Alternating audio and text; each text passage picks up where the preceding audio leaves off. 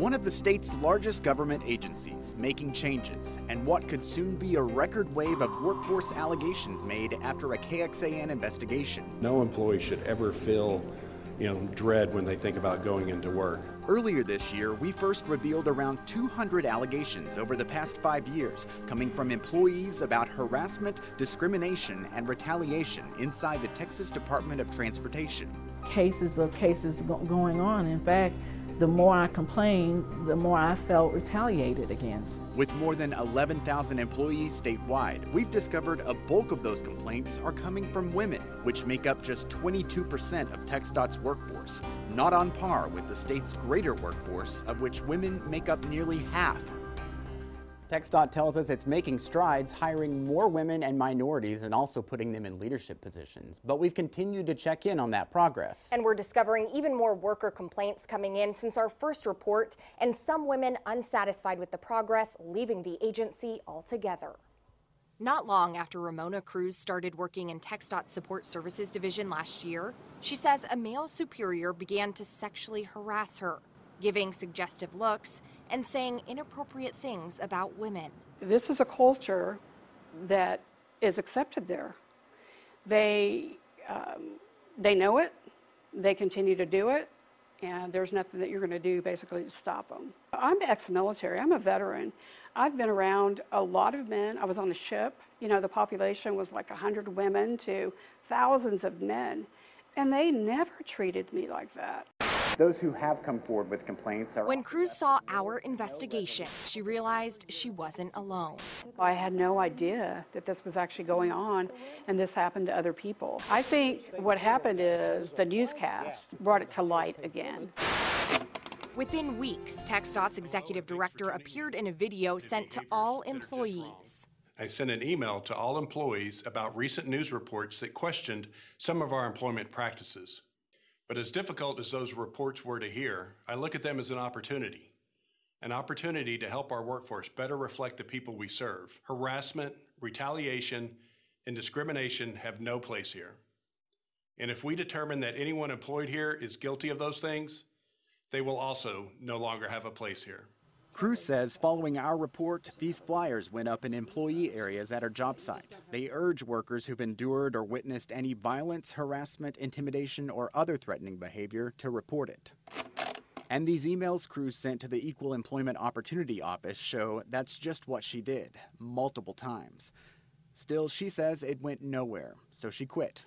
I felt it was that important to make a statement. I'm standing up for me, and I'm standing up for other women that are putting up with this sort of behavior. In the few short weeks since our investigation, TxDOT workers' official allegations of harassment, sexual harassment, discrimination, and retaliation for this fiscal year alone nearly doubled from 29 to 52 statewide. That total's on track to break the record number of allegations reported in a single year in recent history across the agency. Recent complaints include a woman's in Denton who says a male coworker showed her a pornographic movie, and a crew chief in Nolan County groping a female colleague. Agency records show recently, in a few cases, complaints resulted in more training or reminders about professional standards. In other cases, suspects received a written reprimand, probation, transfer, or termination. But with the majority of complaints, TxDOT investigated but took no disciplinary action. No action was taken in my event. Unfortunately, they don't practice what they preach. You shouldn't treat women like that. But again, I clearly wasn't important. The same day we started asking TxDOT about the case, the agency's compliance division reached out to Cruz to say it was investigating her reported issues and would like her help in the process. We are victims.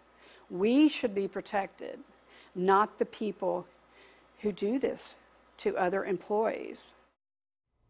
TxDOT would not comment on Cruz's case. Remember, this all follows a legislative audit prompting TxDOT to improve its complaint process and add a division within Human Resources to specifically address such problems during employee orientation, with updated policies, procedures, and the process for filing complaints. In an email this week, the agency tells us we track all allegations and take each one seriously. If we're seeing an increase in people coming forward, we We view that as a positive sign. TxDOT says an investigation happens with any allegation, and if it is substantiated, action is taken. Yes, but we know last year fewer than 40% of those allegations were actually substantiated. That's right, Josh. And the issue, though, goes well beyond complaints and allegations. Many women tell us it starts with hiring. Now, we already mentioned how women make up just 22% of the agency's workforce. A lot of people ask us, aren't a lot of these jobs just dominated by men, especially out in the field? Well, yes, but that's not always the case. Just look at the greater civilian workforce, where women and men are pretty equal in many of those jobs you're talking about. We have a whole breakdown of how TxDOT doesn't always stack up in those areas online, so check it out. We're also staying in touch with members of the Texas House Transportation Committee who took interest in our investigation. Now, this is the panel tasked with oversight of this agency, its practices, and decisions that could affect its budget in the upcoming legislative session.